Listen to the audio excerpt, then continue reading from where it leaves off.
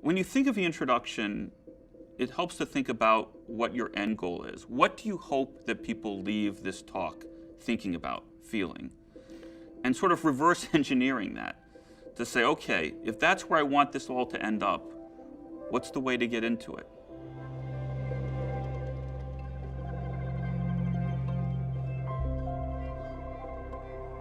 An introduction is a place for you to clearly state your research and what people need to know to understand your research, to give your audience what they need to understand the body of the talk. I go back to the framework of who's my audience, what's my goal, what's my message.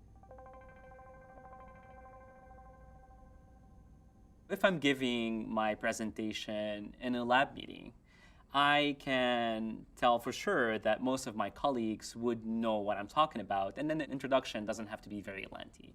If I am giving a talk to a more general scientific audience, let's say at a really big conference, I cannot assume that they're going to know about the process that I'm working in or even the organism that I'm working in.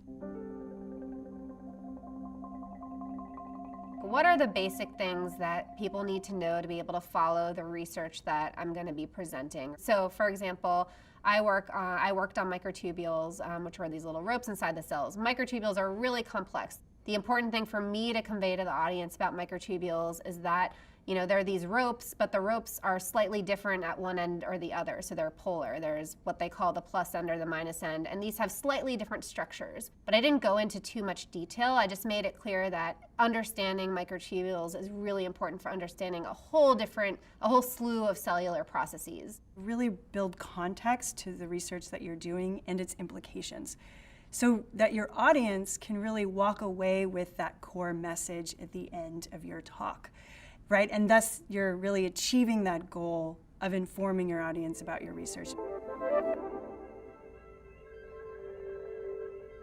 There are many ways to structure an introduction. And one way that I like to structure my introduction is I start with a hook, I follow that with my research question, and I follow that with the so what.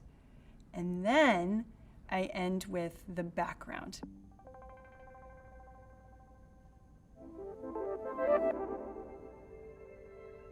You can start with a question, asking the audience to think about something, or a provocative statement, or a shocking statistic, or starting with a personal story. Like, all of these are things that really encourage your audience to kind of lean in.